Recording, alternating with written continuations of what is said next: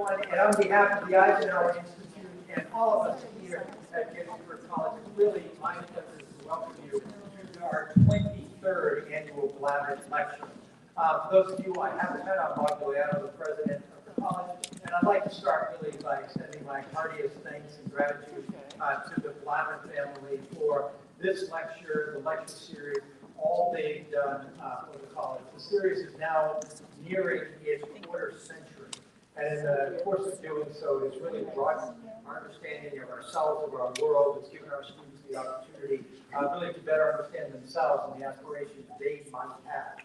Prior speakers included last year Governor Wes Moore from Maryland, former UAW President Bob King, Casey Pipes, the well-respected biographer, and historians. All of these speakers have had something important to say to us, and invariably they have made us better for the reflections that they have offered. Again, none of this would be possible without the generous support of the Blavatt family. Please join me in an expression of thanks to their support.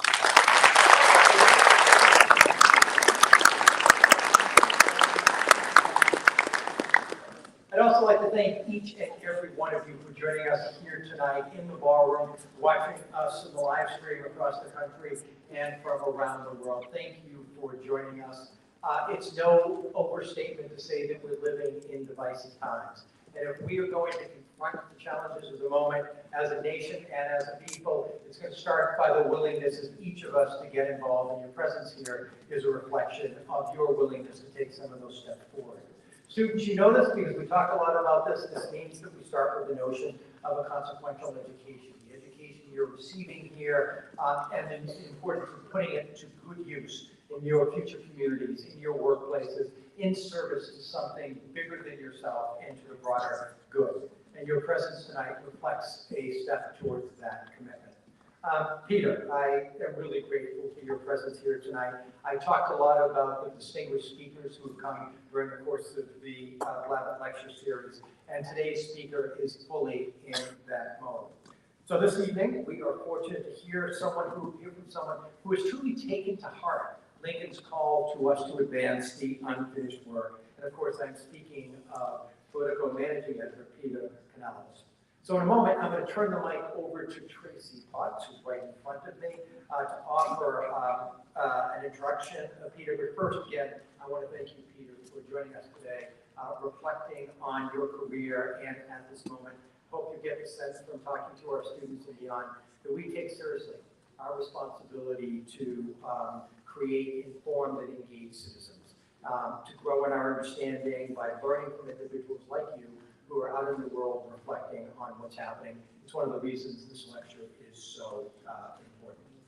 And so I think there is no place more fitting and proper to engage in these consequential issues than right here at the college. Peter, I hope, is going to help us make sense a little bit of what happened, not just last night, but leading to last night.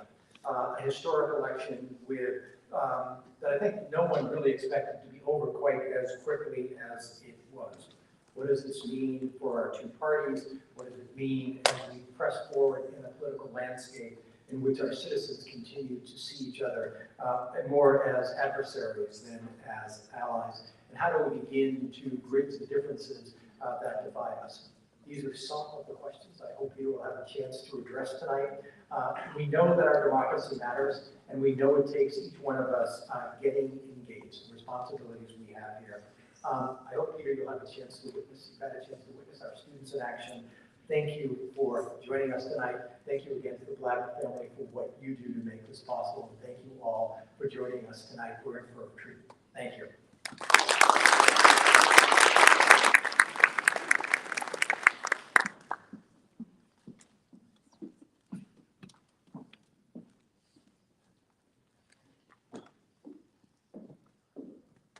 Good evening, everyone. I am Tracy Potts, the Executive Director of the Eisenhower Institute at Gettysburg College. It is now my honor and privilege to introduce our speaker for the evening. Peter Canellos is someone who understands politics, understands journalism, and important to Gettysburg and Gettysburg College, understands history. Peter is author of The Great Dissenter, the story of John Marshall Harlan, America's judicial hero, which Publishers Weekly named one of the top 20 nonfiction books of 2021. It helped draw renewed appreciation to one of the most consequential justices in Supreme Court history. He is currently managing editor for Enterprise at Politico. He oversees the site's investigative journalism and major projects. He has also been executive editor, leading the newsroom during 2016 presidential election coverage, and editorial page editor at the Boston Globe. A native of Boston, Peter is a graduate of the University of Pennsylvania, Columbia Law School. He spent most of his career at the Globe. He edited the paper's local news coverage and headed their Washington, D.C. bureau. As editorial page editor, Peter authored numerous editorials urging Bostonians to overcome their parochial divisions and embrace their status as a world-class city. Kind of sounds like Conversations for Change, which is something that we have embraced here in Gettysburg as well. He edited the Globe's book, Last Lion, The Rise and Fall of Ted Kennedy, a top 10 New York Times bestseller in 2009. For the past 20 years, he has worked with the International Women's Media Foundation, supervising the Elizabeth Newford Fellowship given to a woman journalist from around the world to study human rights at MIT, and interned at the Globe and at the New York Times. Peter considers the many, and he talked about this today, the many young journalists that he has hired and mentored over the years to be his greatest accomplishment. As an editor, he has overseen 2 Pulitzer Prize-winning projects, along with 5 others that were Pulitzer finalists, among many other awards. He was recipient of the American Society of Newspaper Editors Award in 2011 for excellence in editorial writing, the 2022 George Polk Award, Robert Toner Award, News Leaders Association Batten Medal for writing about the Supreme Court, lots of awards. He was also a finalist for a Pulitzer Prize. I will also say that I am honored to serve with Peter on the National Journalism Council for the News Literacy Project, which was founded in 2008 as a nonpartisan nonprofit to build a national movement to ensure first that students, but now that the public in general understands the skills that are required for news literacy. Peter's a busy guy, as you can tell. He's also someone who I love talking with, and he has a lot to say, not only about history, but about what is happening today. I hope you will join me in welcoming our Blavatt lecturer for the evening, Peter Canellos.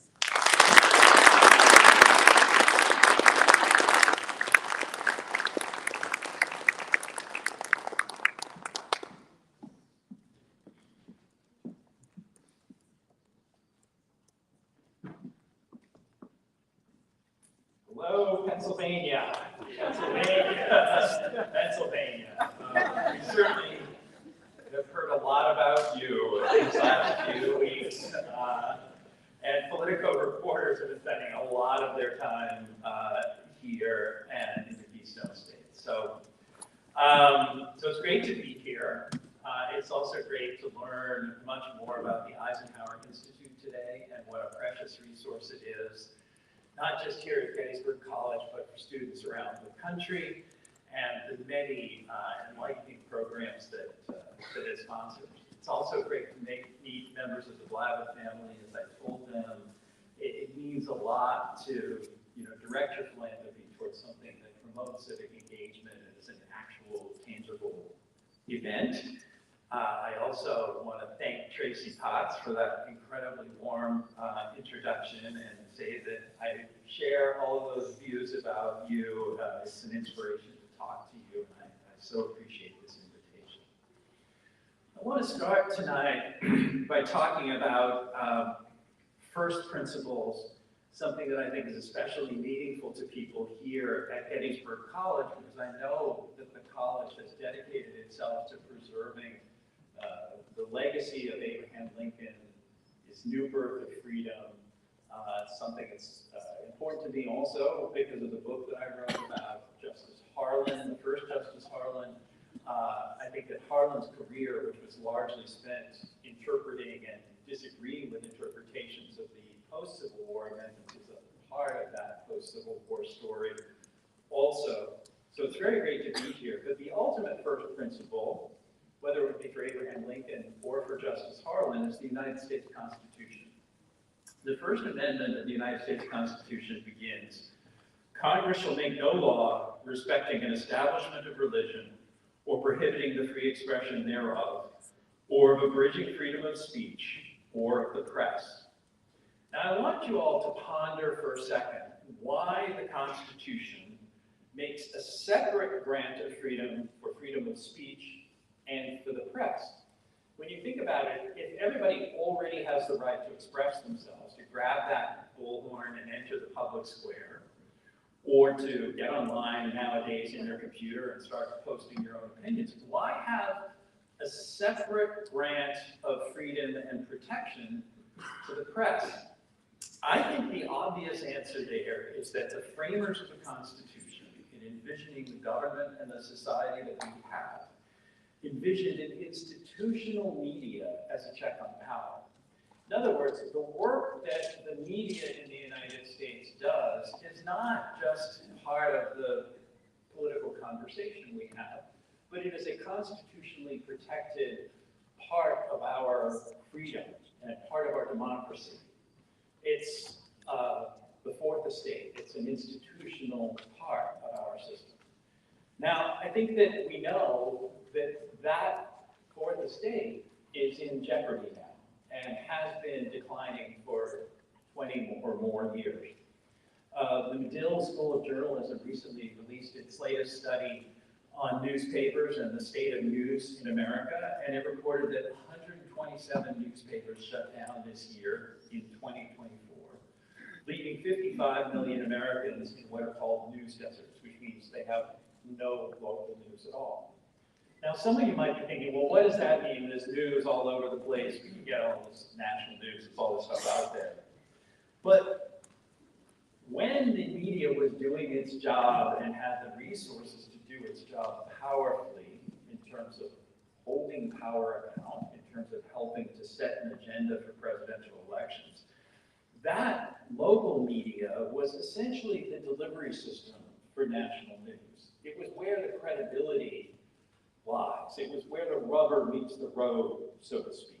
If you were growing up in Fort Wayne, Indiana, to pick just one small town, and you read the Fort Wayne Sentinel, you trusted it because you knew that the city editor was probably somebody you saw every Sunday in church.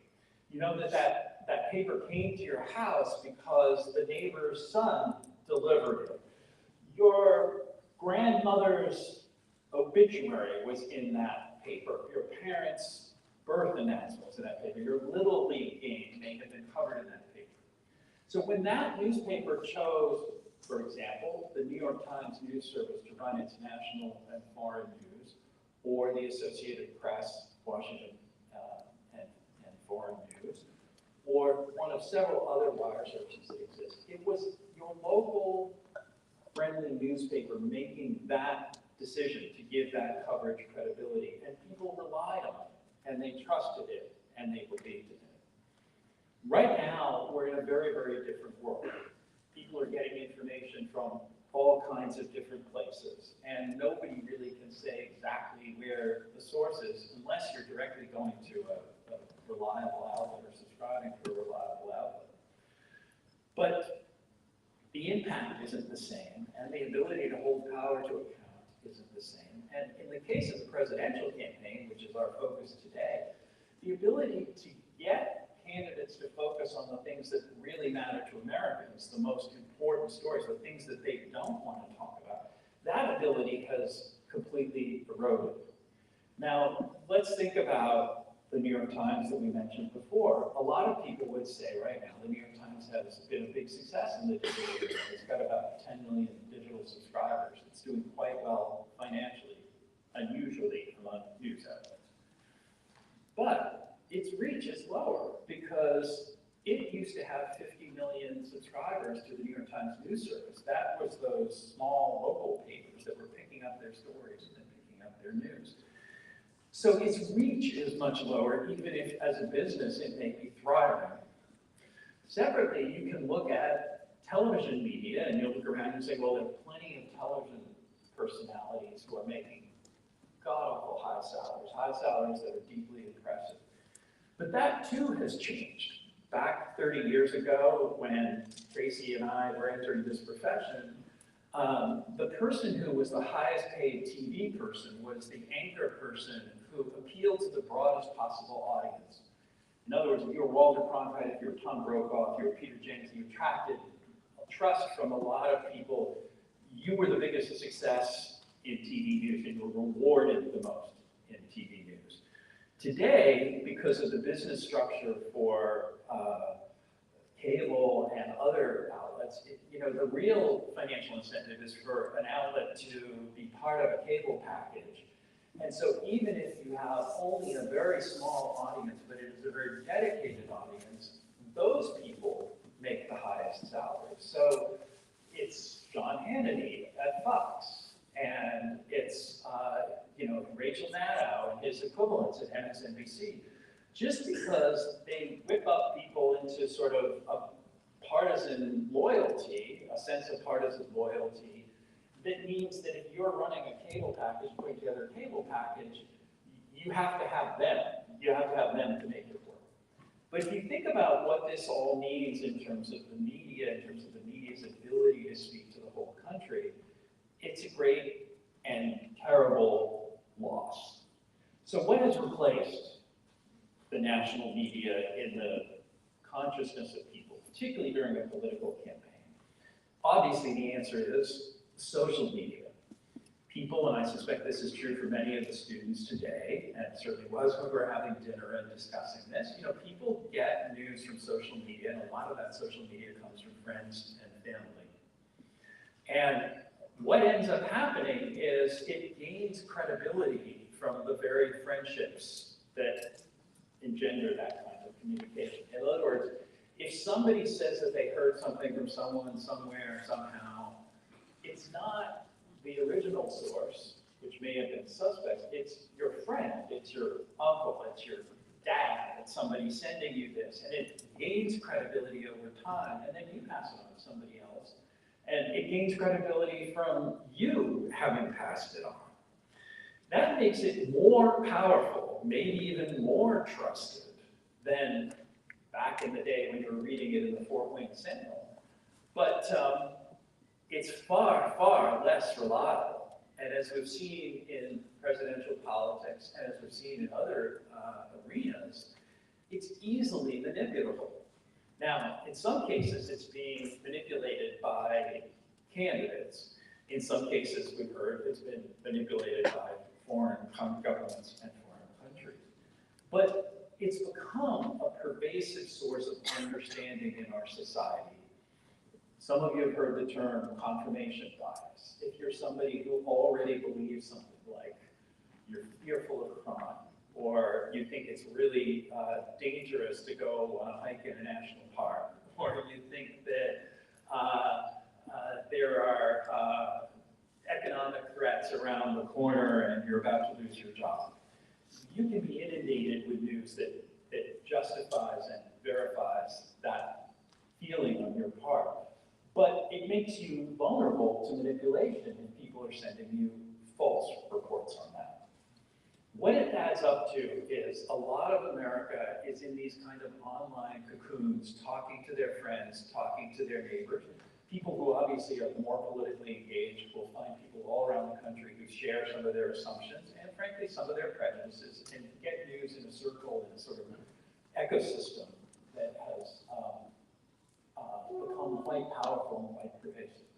So one thing we saw during this campaign that surprised a lot of people is former President Trump, soon to be President again, Trump, appeared on a lot of podcasts, a ton of podcasts, and many of them were hosted by people who had somewhat dubious reputation. There was a lot of feeling during the campaign that Trump was taking a risk because these people had very controversial reputations. I think he knew what he was doing. I think he knew that people in these news deserts, people who don't get a lot of information, find trusted sources wherever they can find them. And some of these podcasters who have huge audiences. So Donald Trump was able to use this system to talk directly to voters and to people who found his message all the more persuasive because it was supported by these podcasters who they really, really trusted. So in this world, there are several new realities that we contend with that I think directly bear on our politics and the way that political campaigns are conducted and the way that we all conduct our civic life. One of them is that campaigns are free to set their agendas with no checks and balances. Now, for those of you coming into the system right now and looking at it, there's a surface kind of plausibility of that. Yeah, all right, you know, Democrats have their own agenda, Republicans have their own agenda, it's up to voters to try to decide which one works. But go back and think back for a second to that First Amendment of the Constitution that I was reading earlier. There's a role for the news media, and a traditional role that is part of our constitutional system, to ask the tough questions of those candidates and to get them to try to address the real things that are affecting our society, even if they don't want to make it part of their agenda, or even if they don't really want to talk about it. Sadly, because of the very limited reach of the media and the fact that we had only one debate, we had very little conversation in this campaign about things that have deep meaning and importance for the future. We have two wars in the world, in Ukraine and the Middle East, and they are both complicated and difficult situations. And I would envision if we were talking 30 years ago, or even during the Cold War, that these would be constant sources of inquiry for the candidates. In those days, the candidates would often speak before media groups that do multiple interviews. They wouldn't choose friendly analysts. And when they do interviews, they have to do interviews with a major network correspondent, not just choosing a comedian or a talk show host or a favorite podcaster, but a real journalist to have to hear these things. And imagine, you know, all of the nuances that go into the Middle East and go into the fear of a wider war and all the ways that that could have been a subject for conversation in this campaign, but it wasn't. Same thing with Ukraine, and same thing with the aggression of Russia. We also have, we did have a lot of conversation about illegal immigration, and we also have a contrast here between former President Trump's proposals for mass deportations and Biden policies. That's also something that is a subject for deep inquiry, right? There are serious implications of mass deportations. There also are serious questions about the effectiveness or the lack of effectiveness of the Biden record. None of that was really discussed in any kind of a serious way. Inflation was buried deeply on people's minds. How much of a discussion was really engendered into the roots of that inflation? Was it government spending? Was it supply chain shortages during the pandemic? Was it a combination of both? We never really got to the bottom of that. We also had several hurricanes right in the middle of the campaign that came and blew everything away. Climate change, that's kind of important, but I don't think there was too much conversation on it because both parties have decided, for various reasons. I think that, you know, on the Democratic side, Kamala Harris decided when you're explaining you aren't gaining, she probably looked at some poll numbers that said that people were very skeptical of the Biden administration. She didn't want to have to take ownership of Biden administration policies. There were whole things, aspects of the Biden record she didn't want to talk about. Likewise, you know, Trump wanted to present his own view of reality and didn't want to answer any questions about anything. He wanted to talk to friendly audiences about it. So when both parties essentially decided not to talk about those important things, there was no real mechanism for doing so and for talking about it. So what else do we have in this new media ecosystem? You know, what are other facets that are going to outlive this campaign and that, you know, people are going to have to contend with in the future? One is disinformation, because it is very susceptible to disinformation. Remember, as I was talking about everybody's friends, giving them, you know, sharing tweets, sharing bits, pieces, sharing stories, sharing things. It's a prime source of incorrect information. Now, I think candidates have discovered in this campaign that sometimes you gain a lot by saying something that is frankly not true or is quite obviously an exaggeration. Now, many examples attached to former President Trump. There's some that attach as well to Kamala Harris. For example, in the last week of the campaign, I suddenly started getting these ads where there's an older woman talking about how when it angers her when Trump was talking about cutting Social Security and Medicare. Trump was never really talking about cutting Social Security and Medicare, but that was something obviously that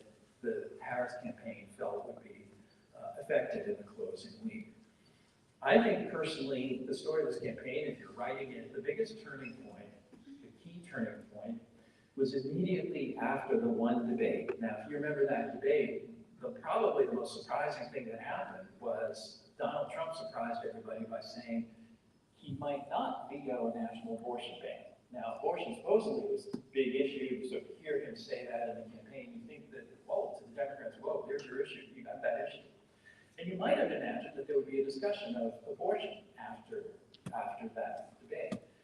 Instead, the Trump campaign decided to double down, J.D. Vance decided to double down on the story that Trump had said about how Haitian immigrants in Springfield, Ohio, were stealing and eating people's pets, cats and dogs.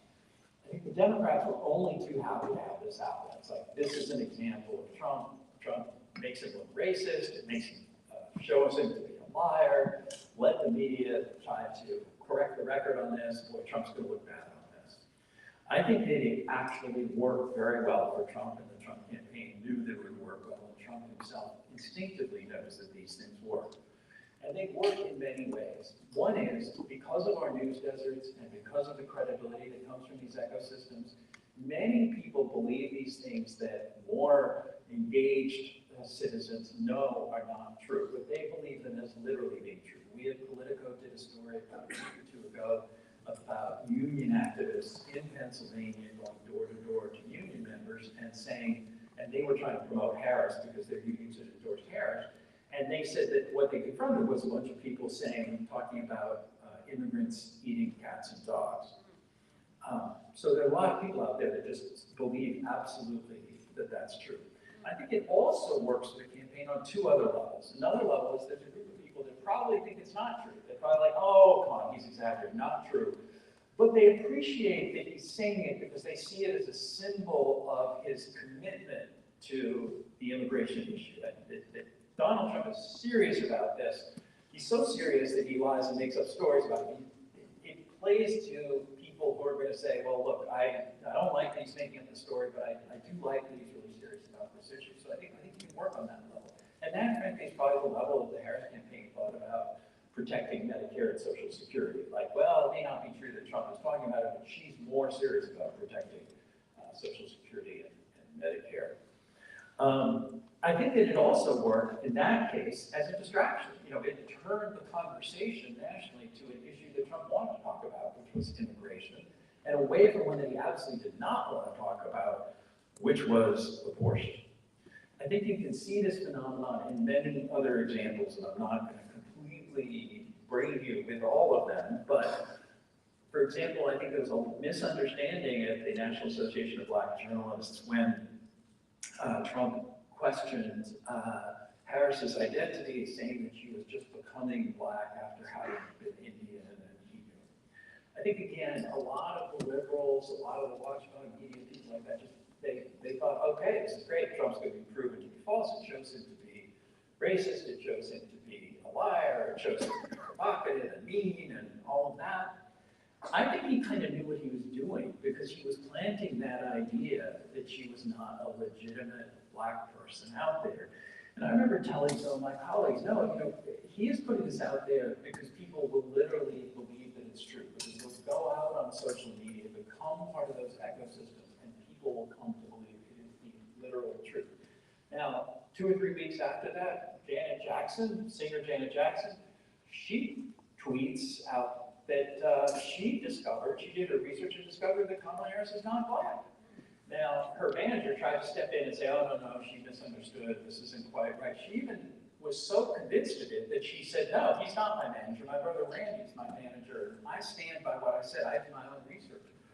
Well, she probably did do some kind of research, but it didn't say anywhere that this was sort of a tropism that was sort of put out there by Donald Trump. I think that she found and heard other people that she knew, friends of hers and others, who were sort of validating that, oh, wait a minute, I think Kamala's Indian, I don't think she's Black, I don't think she's Black. It shows the stickiness of some of these factoids, these sort of false factoids that come out there. Likewise, you saw Trump repeat open borders, and he would do it in the room where, during the debate, when Kamala Harris was there, and she wouldn't really correct him. I think that there's a large portion of the population that actually believes the border is open, that actually thinks that the Biden administration policy was to just let everybody in. Now, Trump would say effectively, yeah, that's what the proposal is, but it's not remotely the case. It's not remotely the case. But this is the power of getting these assertions into the bloodstream of the country, and it's the way our current media setup allows it to happen. It's very, very difficult. You know, we heard from many Trump supporters that one of the reasons they liked Trump and they appreciated Trump is that he made politics simple. But frankly, when you think about, again, that constitutional role for the media, part of our job is not to make politics simple. It's to make politics more complicated. Another truism about this ecosystem that we've created is that it has an unusual element of identity and identification in it, within these ecosystems. Bill Clinton has a famous term he said back in the 90s and has repeated many, many times, that every 4 years the presidential election is the greatest job interview in the country. It's like the voters are out there interviewing you, you're the job candidate, and you have to. That is not at all the way this campaign was conducted. That's not where we are right now. That's not the posture that voters have. You know, think of all the voters that you talk to, your friends. There are a handful of them who may have looked at it as sort of a chance to really interrogate the candidates, but there were many more of them who had a deep personal allegiance and identification with the candidates. I think that's somewhat understandable, but it comes about because of social media and the way that social media brings people together, and the way that people within those groups, all these like-minded people, identify with certain candidates, and then their group identity becomes based on supporting those candidates. And in no way are they being skeptical. They're not looking and vetting the evidence and looking at this candidate as though, you know, this person's trying to persuade me and I'm going to have to be a skeptical customer here. They look at it more as like a fan supporting their favorite celebrity and somebody who, you know, wakes up every morning rooting for that person. So we saw again in the Trump campaign that when there were those unfortunate, terrible assassination attempts, but also when Trump was indicted and ultimately convicted in New York, that many of these fans rose to his defense almost as though like their own family was being impugned and their own name was being impugned. And Trump himself, you know, put this message out by telling people that these prosecutions were an attack on them, not an attack on him. You know, he was sort of their protector, and they were trying to take him down because these people really hated them. So we have communities out there on both sides that seem to see their job as protecting and defending and defining candidates. I think this actually traces back to the early days of the Obama campaign. It was presented in a more positive light back then, just probably has turned out to be a troublesome phenomenon, but it was presented back then as a positive thing, of people sort of coming together, finding common hope, kind of common interest in Obama. You may recall that at the time, a lot of Republicans came forward and said, Barack Obama's a celebrity. He's not a serious politician, he's a celebrity. There were people out there who sort of took that as kind of sour grapes. Here's a unique, charismatic candidate who connects with people online. There were stories of people in communities where they didn't feel like they connected with their neighbors, but they could get online and through various Obama meetup groups, they could find somebody who really shares their values and stuff.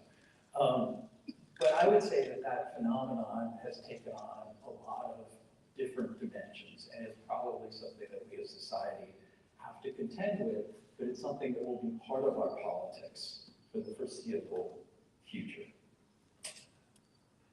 One of the things that defines the way that people are processing news today is a desire for cohesive narratives, not facts.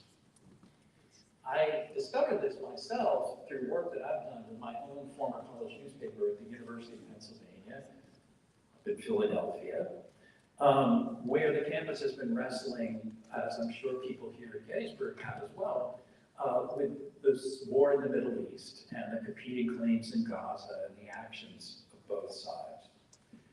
The one discovery that I've made, having been close to this situation, that has surprised me greatly has been the extent to which students don't actually want to talk about the situation on the ground, but want to talk about competing claims of colonialism and anti-Semitism, which are important, legitimate subjects to talk about. But it's a little bit puzzling. You know, the older folks in the audience here, when you think back to anti-Vietnam protests or South Africa protests, these were based largely on human rights concerns. The appeal and the claim was that there are deep wrongs being done here that need to stop, right?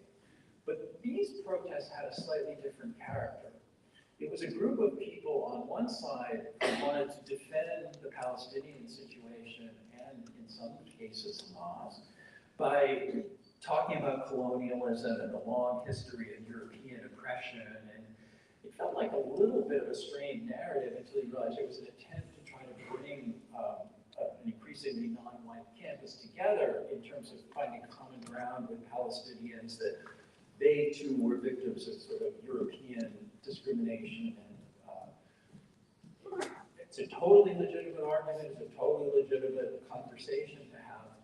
But it's surprising, and I would trace it to that desire for community, common ground, and the fact that we're using the internet now to organize. So the protests we're talking about were all organized online, and they weren't just students, they were bringing in outside people as well.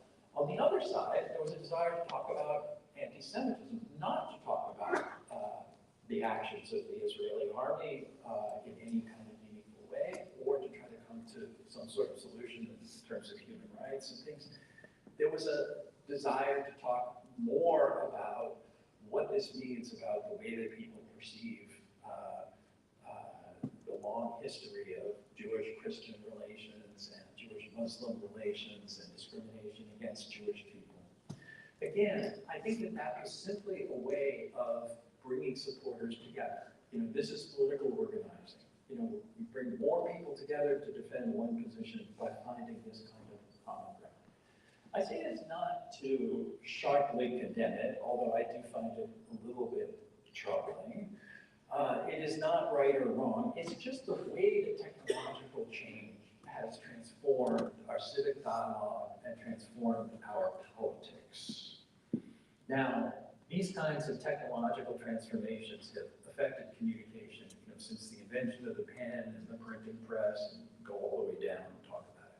So I don't think that we as a society have to view this as some terrible development that is going to permanently afflict us, and life was always better 30 years ago than it is right now. I don't believe that at all. But I do believe that it jeopardizes, at this moment, the framers' vision of a watchdog media that is able to sort of play a role in hoping to create a national dialogue, and helping to steer the national dialogue in meaningful ways. And if there's one thing that I want students here to really think about, it's just the role of the media as a pillar of democracy, and what can better achieve that mission. So the challenge for those of us in the media, and the challenge for those of us engaged in these kinds of consequential discussions and discussions about civic life, is what can we do to adapt and change and try to promote those values that I was talking about in the First Amendment. There's obviously no easy answer, and the business models on all sides, as I mentioned, are very much significant obstacles. I was on a panel discussion this last weekend, and somebody was suggesting that no online platform right now does a good job of serving up news.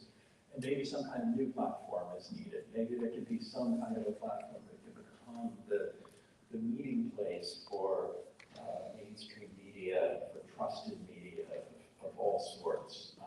That would be a great help. We've also seen communities develop around ideological media and media that tends to take political positions. But I wonder if we could create a community of true citizens who are skeptical readers and who want to advance more enlightened dialogue. Then you can try to imagine what that community might look like. It would have to be interactive because I think that's the way that people sort of communicate these days. It's the way they experience news, the way that they process things. I think it has to be based on shared values, but it shouldn't be partisan political values. It also has to enlighten and elevate the participants in a way that these kinds of conversations, I think, can elevate the debate.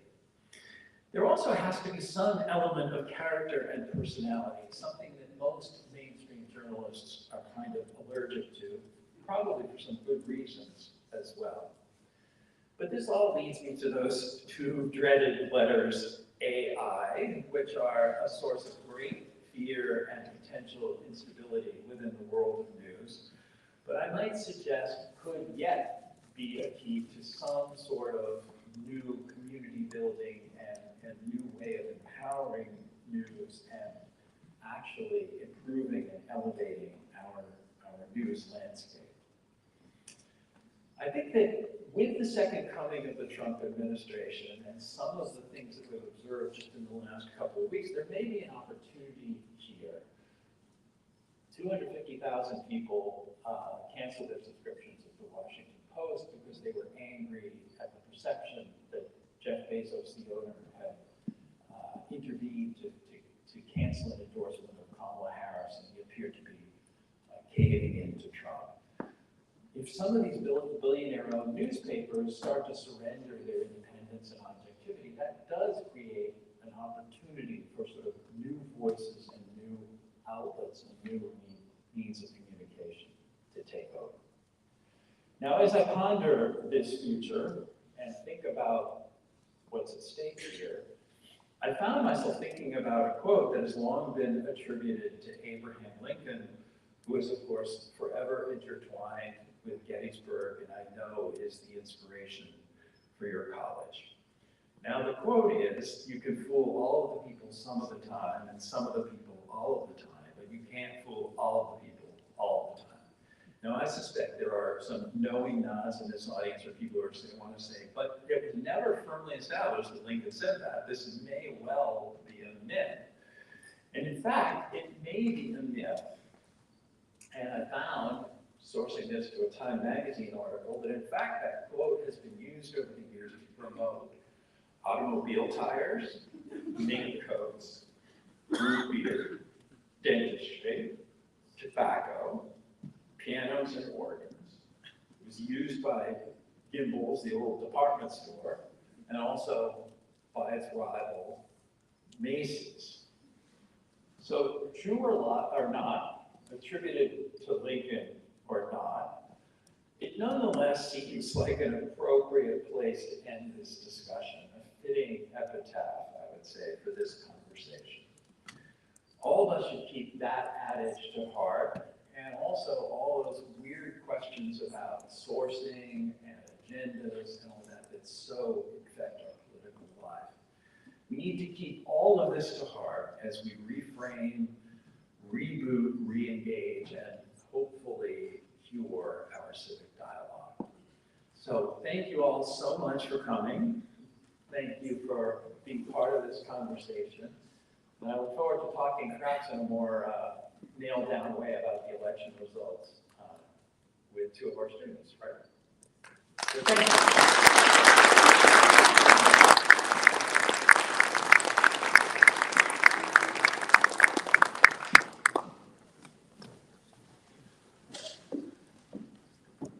Peter, thank you so much for helping us begin to understand politics through the lens of the thing that you and I both know so well, the fourth estate in journalism. And now, I am very honored to introduce two of our students who will continue this conversation with you. Adam Duran of College Democrats and Olivia Taylor of College Republicans. This is the portion of this program that we are excited to really make sure is interactive. We want it to include you. So while they will begin having a conversation with Peter, We've got some very interesting questions to ask him. We are also really looking forward to your questions as well, both our audience that's here and our audience that is watching online. And following that, I will come back with a few closing comments. So, Olivia, Adam, it's all yours. We're on. All right. So thank you for your very interesting talk. Now, leading up to this election, we were all saying we won't know the results for a while. I know going into quite literally yesterday, I was thinking, man, this election is going to be a long, drawn-out process. But we knew a lot sooner than we thought we would, not just for the presidency, but for some of those key swing congressional districts and Senate seats. I'm personally from New York 17, where we didn't have results until almost noon the next day, and that's just in a congressional district. So where do you think the discrepancy between expectations and reality came from in this case? Polling. I would say is the answer on that one. The polls were tied to an almost unprecedented degree.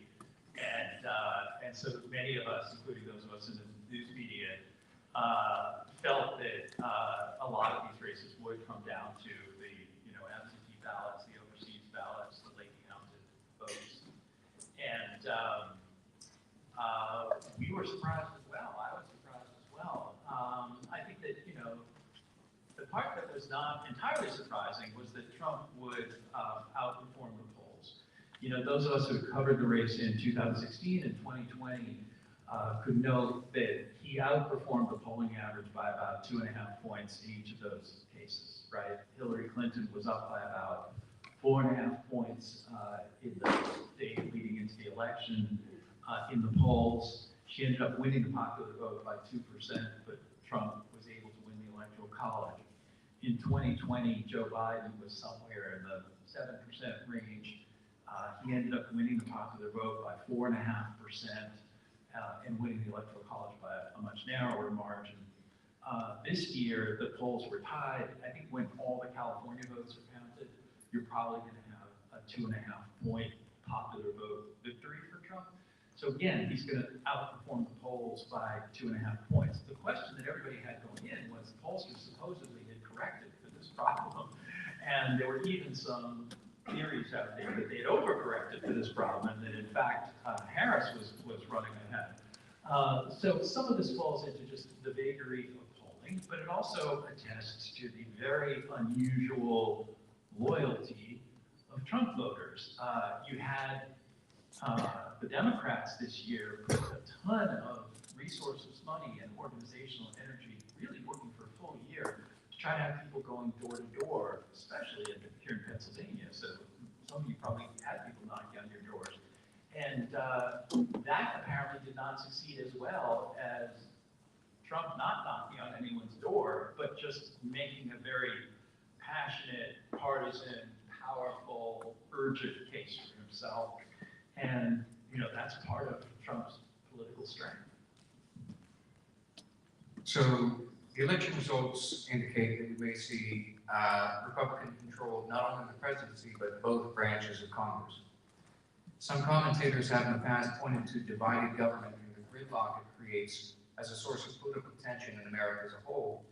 But does control of the presidency and legislatures by just one party pose its own challenges to national unity to a country that already feels so divided? I think it does, and I think that there's a danger all around of over-interpreting the results, and we've somehow sort of moved from a situation where in the George W. Bush years, even though George W. Bush did not adhere to this philosophy, but when there was a disputed election in 2000, there were a lot of people saying, well, this is kind of a commandment to Bush to try to govern in a bipartisan way. He ultimately did not, but there were things during that era that were even more bipartisan than today. For example, they had a 50-50 Senate for a while, and they really did try to share the leadership in a certain way. The presumption right now is that if you have even a one-vote margin, I mean, we have the House has, I think, a 4-seat margin right now. Even the smallest margin, that is a mandate to push through your entire program, right? And it's a very dubious assumption because, you know, in a party parties that are driven by primary systems, often the candidates that emerge are not, you know, moderates and centrists, but are the people who appeal most to the party base. And then if they come to dominate the Congress, and the Congress is just a wafer-thin kind of margin, the agenda that's being put forward by that majority is much more partisan, liberal, or conservative, depending on who's in charge, than where the country really wants to be. Some of this traces back to what they used to call the Hastert rule. It was sort of started with the former House Speaker Dennis Hastert, where he said that he would not put anything on the House floor unless it was supported by a majority of the majority vote of the caucus, in the majority, in this case, the Republican caucus. Instead of challenging that, the Democrats under Nancy Pelosi did the same thing. And again, if you think back to American history, that's not at all the way Congress has been run. You know, when Tip O'Neill was Speaker of the House, a fellow Massachusetts resident, you know, he routinely drew on Republican votes for certain bills and vice versa, and you know, the House was just run in a much more dynamic way. I guess going off that question then, seeing that we might have that potential supermajority from the Republican Party, do you think we will still see that bipartisanship, or do you think we will see a bit more of a right-leaning tilt to our government? It's hard to know. I don't think they're going to see it in the House either way. I mean, if it's a Democratic majority, they'll try to, you know, thwart the Trump agenda fairly heavily and be a very robust force for Democratic policies and values.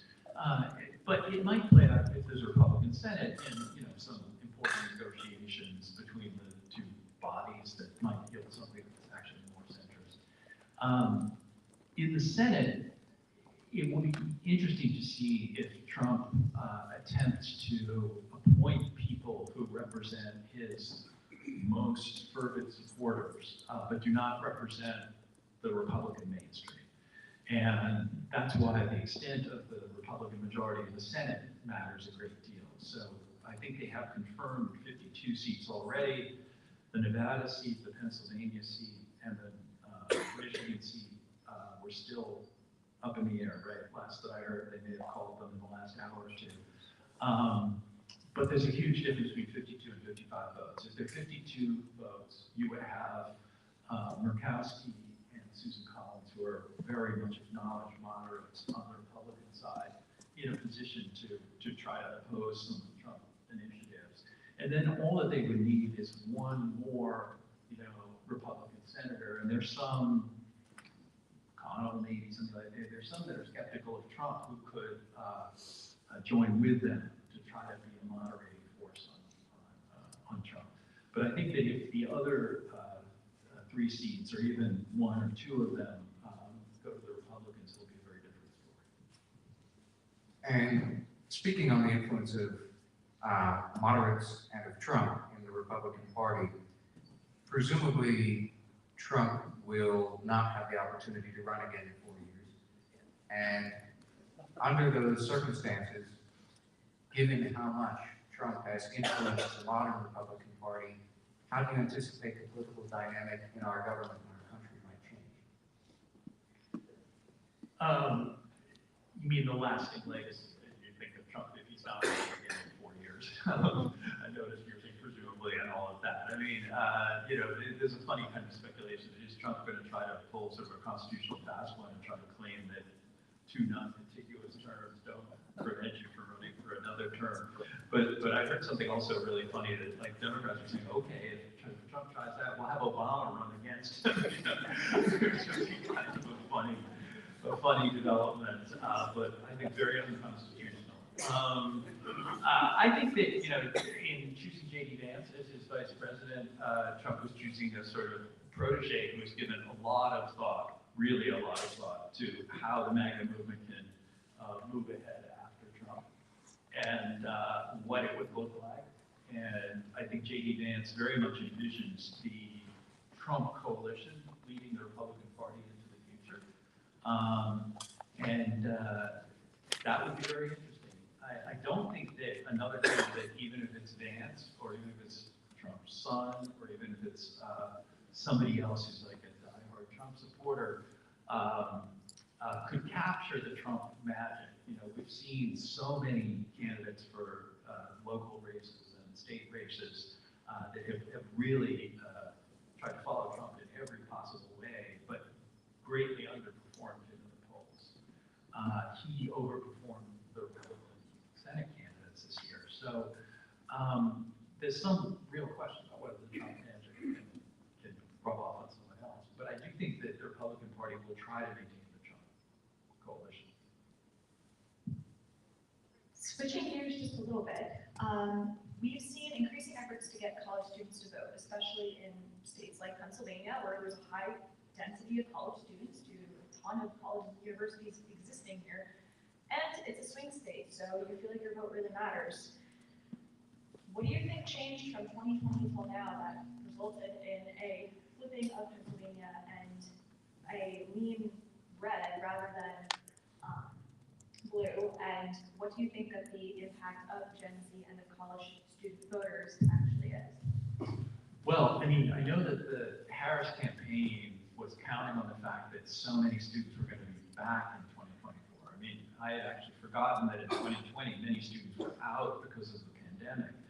And there was a belief among Harris supporters that student voting in Pennsylvania would add 100,000 votes potentially to their margin here. And so that's why they tried very, very hard to organize on college campuses. Obviously, that did not result in a majority. We've got to keep in mind that what flipped was essentially 2% of the vote, and it went back to the way it was in 2016 compared to now. The final numbers in Pennsylvania, again, are still a little bit questionable because there are a couple of percentage points out that probably are Democratic leaning, and that could affect the Senate race involving Casey, and also will probably reduce the margin, which is about 2% right now for Trump, but it may end up being, say, 1.5% for Trump. So you're talking about, you know, a swing of 2 to 3 points. I think that what happened was, and nationally, Trump has expanded his majorities among rural voters. People had looked at some, you know, rural counties across the country, but also in Pennsylvania, central Pennsylvania especially, and figuring that Trump had kind of topped out when he was at 62 or 64% of the vote, and then he would come into the next election and increase it even more, get like 68% in these counties. Now in Pennsylvania, I think some of that is because some of these western Pennsylvania counties still had a Democratic tradition, even though it was kind of an outmoded Democratic tradition. So if you go like John Verva, you know, he was a long-time stalwart Democrat from Pennsylvania. So it may be that, you know, those districts had a Democrat tradition in name only, and that they were absolutely right for Republican turnover, and that process has just continued. Another theory that's obviously going to be out there is that Joe Biden had an appeal, you know, more limited appeal, but some kind of appeal to blue-collar voters in Pennsylvania, especially having been born in Scranton, and that, you know, he did a couple points better than Hillary Clinton did, and a couple points better than Kamala Harris did. And that kind of makes sense because Joe Biden is very blue-collar identified, and he very much identifies with the Scranton roots, and neither Kamala Harris nor Hillary Clinton have any kind of a noticeable blue-collar appeal. Our final question. How can communities and our nation come together in the emotional aftermath of this election? I think it's going to be very hard because I haven't heard anything from President-elect Trump suggesting that he wants to bring people together. You know, occasionally he will say something like, we're going to come together as one nation or something like that, but usually he needs, you know, everyone's going to back me or something like that. I don't think that there's any reconciliation that's going to come from Trump, and people are very fearful that it's going to be a sort of revenge tour, you know, in some ways. And Trump has kind of encouraged that idea, I think, to a large degree. I do think that where people had, you know, in liberals had felt they had endured a Trump administration once before, War, and there's another one coming. There's a kind of numbness among liberals that is a little different than 2016. You know, right after 2016, you have this like tremendous, visible sort of dismay. That was when, you know, the Women's March was organized and things like that. There was some, you know, deep sense of the need to oppose Trump. I think right now there's a little bit of, you know, fatigue combined with dismay. So I'm not sure that there's going to be as much sort of active opposition and passionate opposition as we had in 2017 and 2025, but it might not be because Trump is different. It might be because the opposition is a little different and a little more chastened and sort of back on their heels.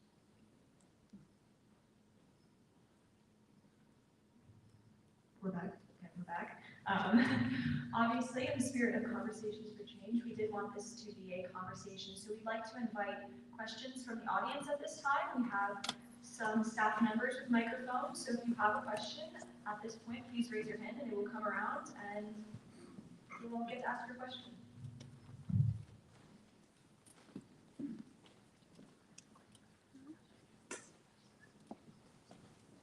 My question has to do with something that I learned in the 5th grade in the Dean Allen playground. We used to have a saying, I am rubber, you're glue, whatever you say bounces off me and sticks to you. And that seems to be the way all the attack ads work. That whatever you said, you ended up with it being said the other side was worse. How can the 4th estate address that pattern? The pattern that everybody says what and repeats what. That everything you say is. Well, if I say you're a fascist, that means that I'm going to say you're the fascist.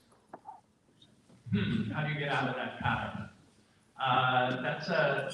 That's an interesting question. That's sort of a fascinating dialogue. I mean, I think that, you know, greater sensitivity and understanding. I don't know. It's a hard it's a hard thing to contend with in some ways. Question from the audience?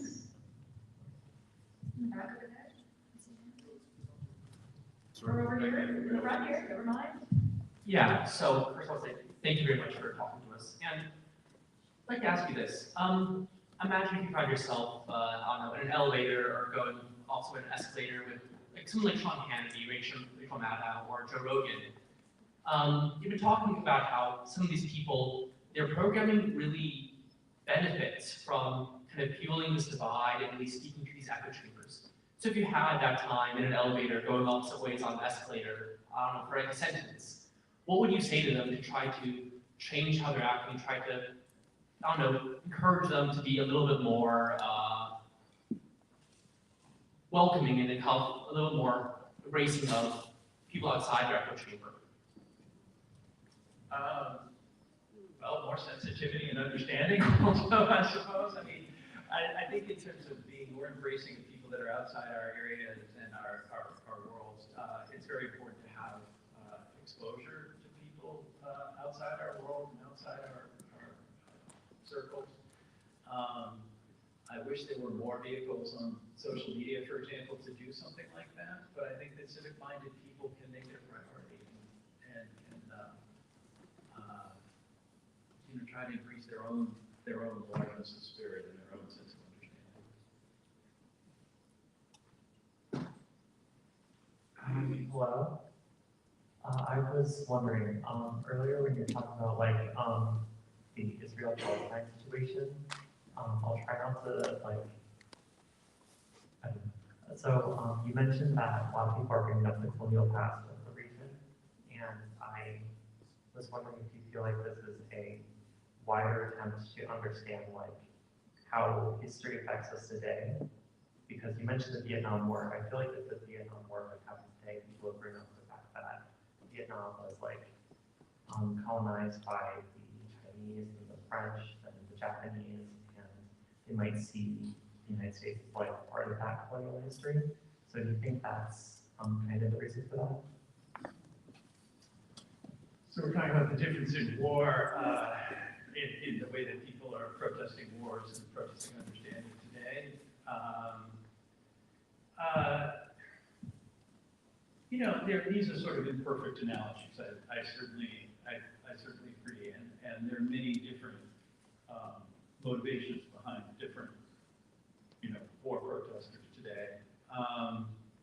And so nothing that I said was meant to say that things are absolute in different ways, but I do think that you know, the core point that I was making is I think that there's a priority among organizers to try to, you know, within social media, to build a community and to develop sort of a continuity of values and to have sort of a larger narrative and discussion part of it that is just a little bit different from the, you know, we see something that's wrong and march against it mindset that we may have had in the 1960s and 70s, for example.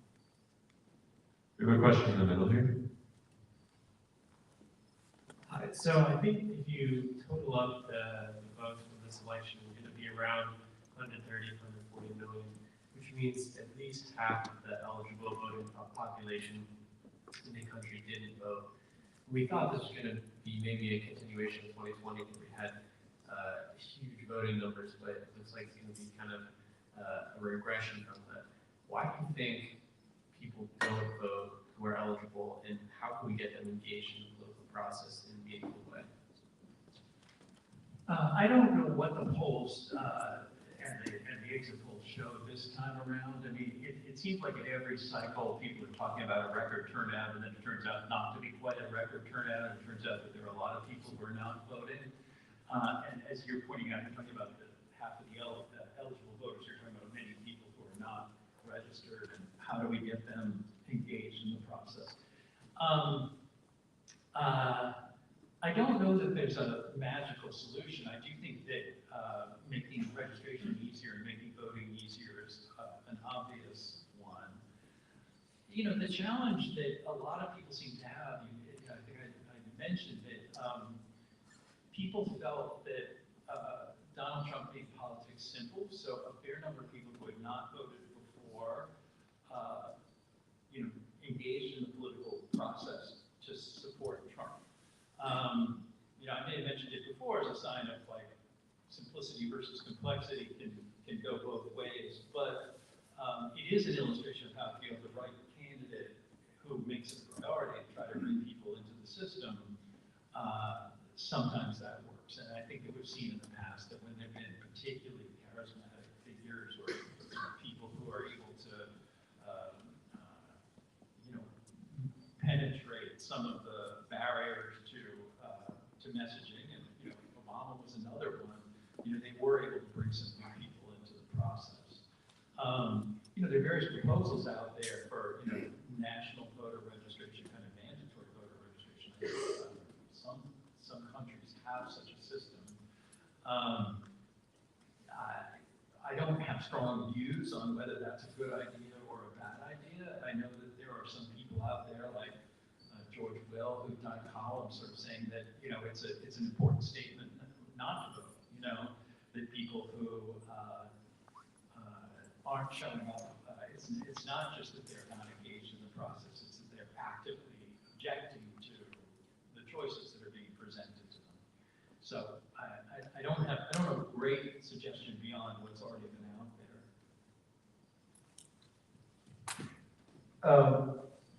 Some of the news shows today have been rolling out the historians like John Meacham and Doris Kearns Goodwin and reflecting on the stresses of America in the past and how democracy has held. And I'm curious what your perspective is. Is our system of democracy strong enough to weather the next 4 years of the Trump administration? Well, I would say both forms make sense. I mean, Doris Kearns Goodwin, when she talks about the discord that people felt in the 60s, there are many people, I'm not quite old enough to have an experience with that, but there are many people who will say that, you know, passions were stronger back then, and there was even more anger and division. And so let's keep things in perspective. You know, even in our own lifetime, the lifetime of some people who are very active in the system right now, we've been more divided in the past. So that's a very legitimate point. I think that when people talk about democracy, they fear that Donald Trump is going to break institutional norms to try to achieve more power, accrue more power for himself. And he has, again, not discouraged this idea by saying he's going to be a dictator on day one. You know, one norm that he has proposed breaking is that he may try to intervene in foreign policy before being inaugurated. Now, there's a kind of unwritten rule and all that, you know, the president waits until they're inaugurated to start running U.S. foreign policy. I wouldn't be surprised if Trump doesn't start immediately trying to intervene in foreign policy, and that will cause a blow up right now. So I think these things are democratic norms. They are sort of limitations. There are ways in which Trump transgressions on the system, but they're not by themselves a destruction of the system. And if, as we were saying before, Trump, when he is 82 and leaving office, you know, he wants to, you know, pass the torch to J.D. Vance or to somebody else in his movement to run for 4 more years, the system will survive, you know. So I guess I do think that there are enough strictures.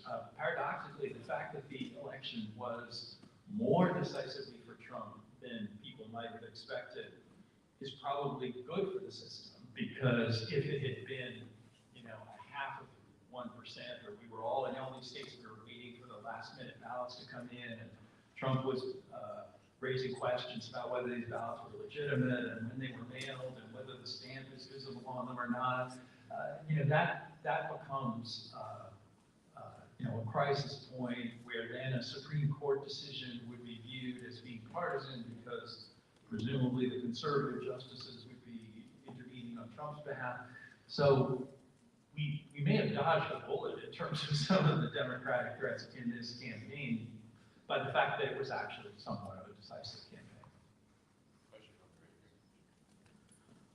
So while you were talking about like the hypothetical kind of like a new platform that mainstream media and kind of experts could flock to, I was kind of thinking of like the general erosion of like trust in institutions in mainstream media, like post-Iraq war, post-Great Recession, post-COVID. And I was especially thinking about how that's driven a lot of time by the mainstream media. Like you see on Fox News, which is the most popular news platform, like the repeating of like phrases like so-called experts and kind of questioning systems of power, questioning systems of institutions.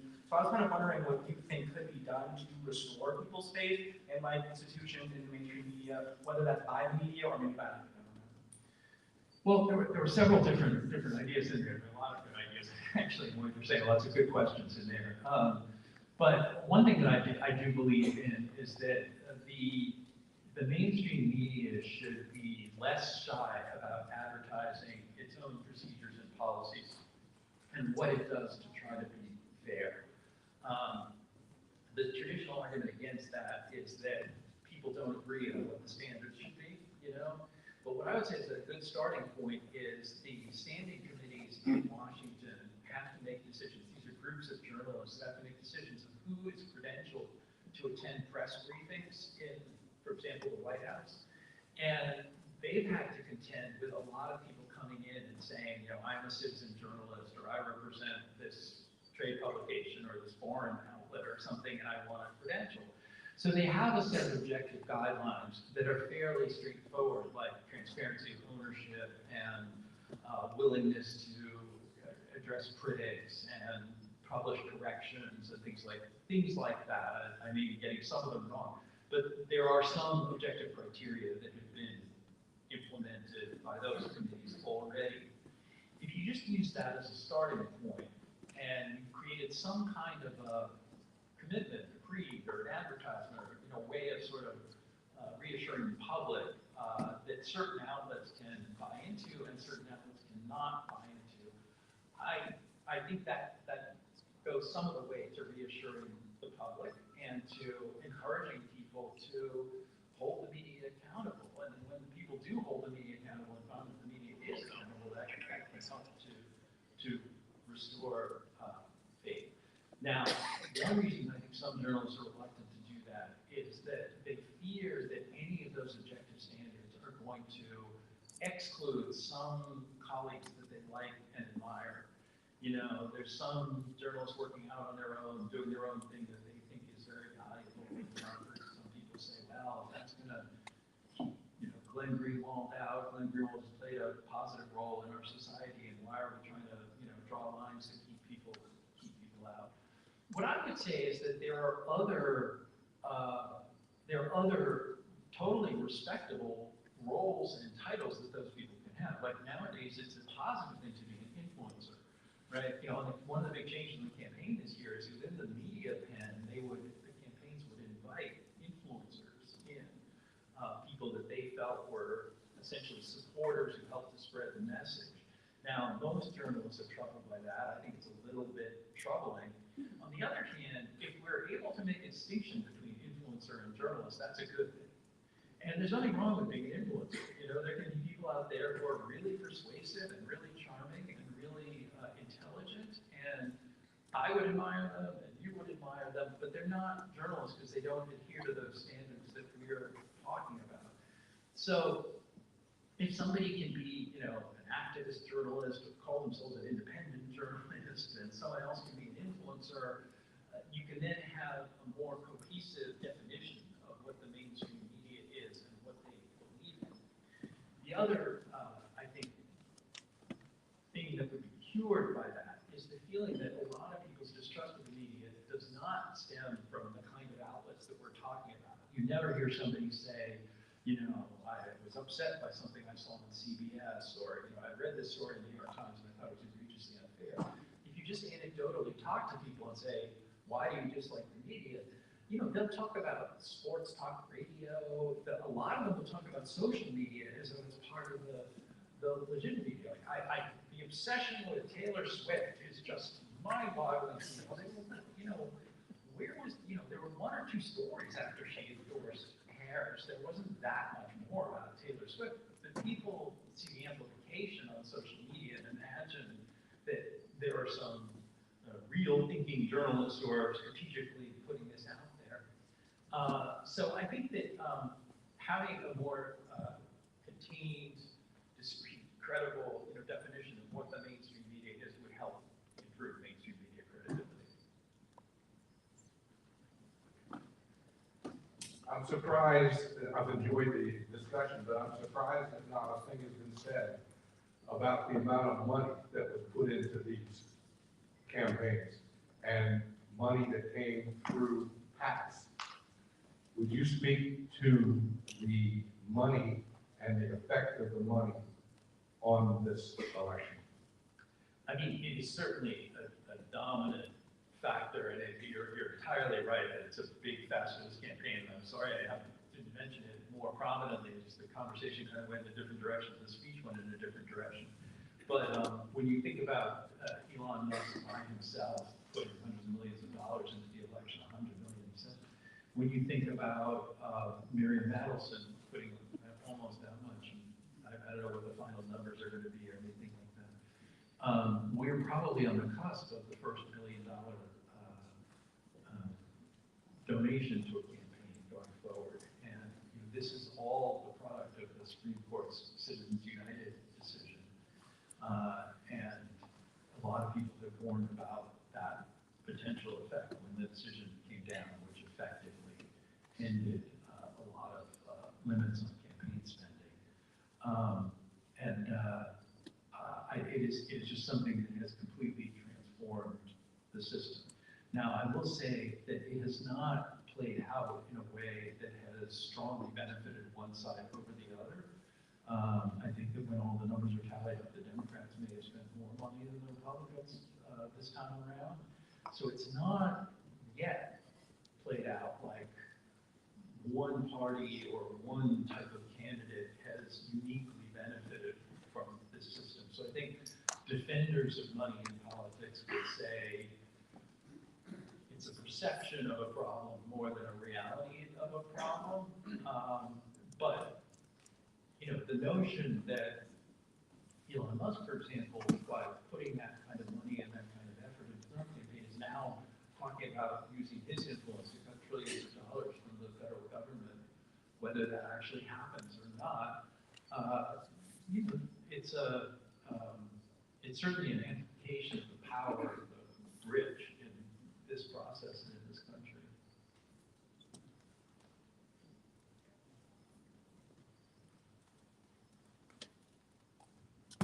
see someone here and someone back there. I got it. I was wondering if you could tell us a little bit about how realistic are the plans of Project 2025 truly coming into effect in the upcoming 4 years? Sorry, I mean, this time. Who's? I was asking if you could tell us a little bit more about how realistic are the plans of Project 2025 truly coming into fruition in the upcoming 4 years?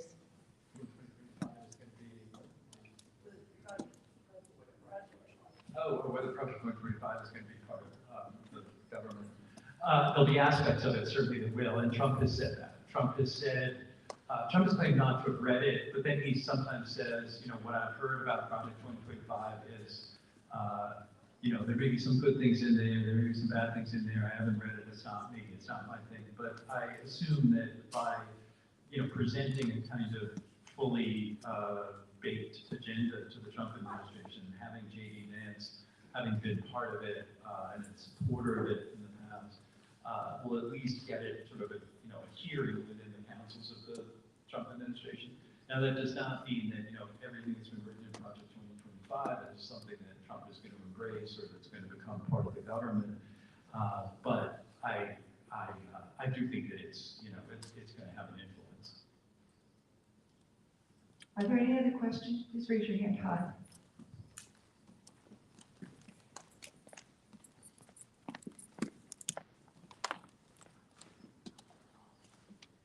Well, thank you for a phenomenal overview, considering it's only less than 24 hours after the election. So I don't know if the timing was perfect on the Blavatt family planning, but this was amazing. And I will say I wasn't going to say anything until, quite frankly, no women spoke up to have any questions from the audience, but the young lady in the back fixed that. But my question actually has to deal with women in this election. Because Peter, you specifically were talking about the future of the Republican Party, and you talked about J.D. Vance, and then you mentioned Trump's son. You didn't mention his daughter. And obviously there's been a tremendous erosion of women's rights in the last, 4 years post what happened in the Supreme Court. And a lot of offensive statements just said out loud about women by Trump, and yet it didn't translate into essentially Trump not losing the female vote. So I'd be very curious, because you mentioned Kamala in a race. But what about the fact that we tried twice to have a female U.S. president and we haven't been able to achieve it? Any thoughts on Trump and Kamala and the gender issue? No, that's interesting. I mean, in terms of this campaign, I mean, one way to look at it was that, and this was obviously discussed widely, is that sort of women versus men, that Trump's appeal was very strongly, very explicitly aimed at men, and that he openly tried to sort of draw attention to ways in which men feel victimized in today's society, feel blamed for problems in today's society, feel diminished in today's society, and obviously Kamala Harris by running heavily on abortion and also the position of women in society, reproductive rights and values, was running for women. So, I mean, again, we have to look at all the exit polls as things go down, but I suspect there was a very large gender gap, and that, men backed Trump in a stronger number than women backed Harris. And I assume that more women voted, which is the norm. In terms of Trump and women going forward, there obviously are women out there who are strong Trump supporters. And, there are theories out there that married women are more Republican, and that married women sometimes are influenced by their husbands or other family members or the needs of the family generally more than themselves as women, and that some of them may feel alienated by some of the direct appeals to feminism, as though they as women are supposed to feel a certain way, and no, they feel a different way, and they decide things differently. So, one of the interesting subjects for sort of exploration, both sort of academically and journalistically, and perhaps also by parties, is just how the gender vote plays out. Another question, obviously, that's going to be raised in this campaign is whether there is a sexism in the electorate, or there's a sliver of the electorate that is, more resistant to women candidates. Barack Obama, sort of stepped on the third rail a little when he pointed out that he had heard a lot of men making a lot of excuses for why they don't want to vote for a woman.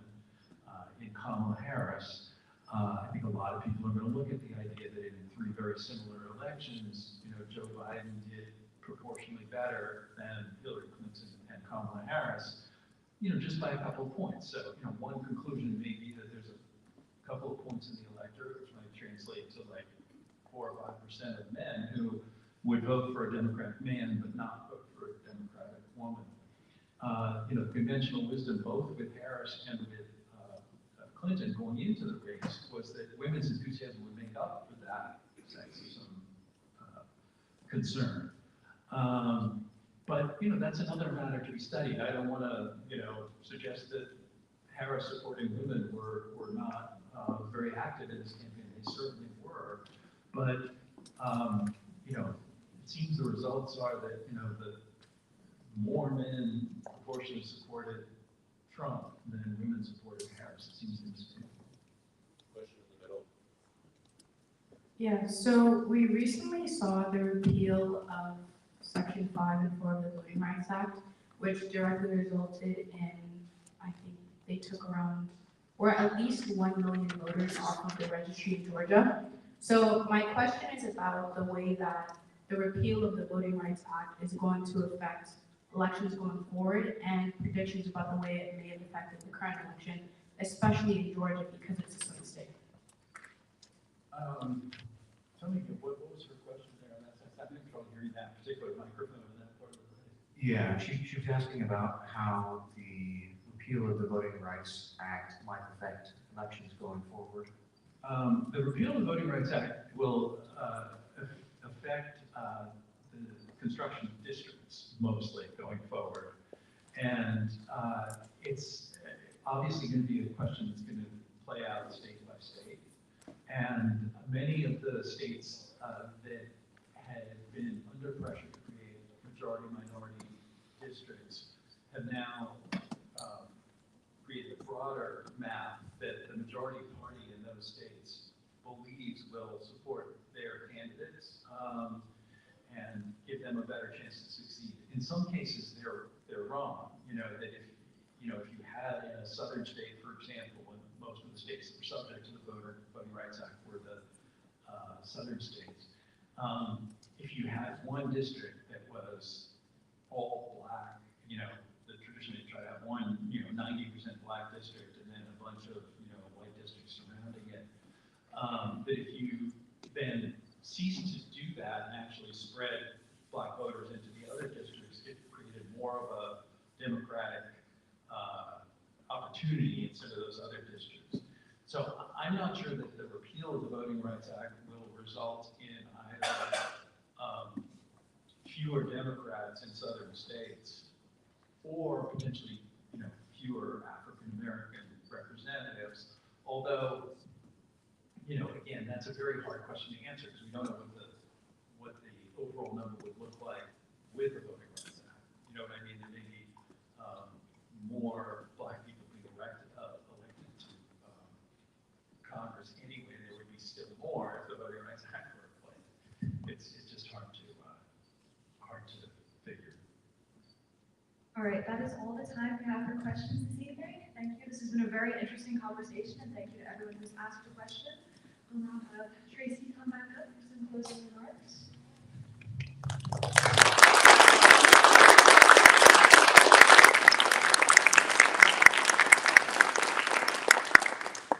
It has indeed been a very interesting conversation, and much of that applause, I would say, really goes to Olivia and Adam. I really appreciate that we have this great bipartisan team of students who have led our conversation tonight. Please give them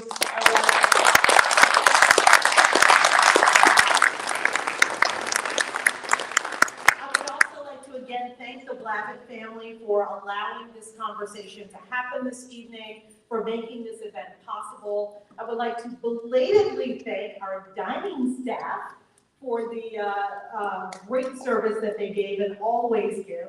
at the dinner that preceded this event. And also the Eisenhower Institute professional and student staff. All of you who are here, please stand for a moment. This kind of thing does not happen without them in so many different roles. And I personally want to make sure that I thank each and every one of you. We appreciate it.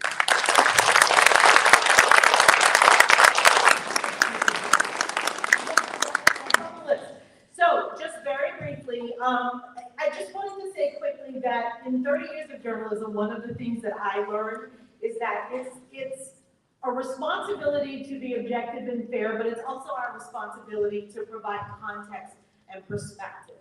And sometimes threading that needle can be very challenging, and I appreciate the way that you did it so well tonight, Peter. I think especially in this moment, when people have lots of questions, it's really important to provide that larger context, and to do so through the lens of journalism, the fourth estate, as you explained it. So thank you so very much for how you launched this conversation tonight.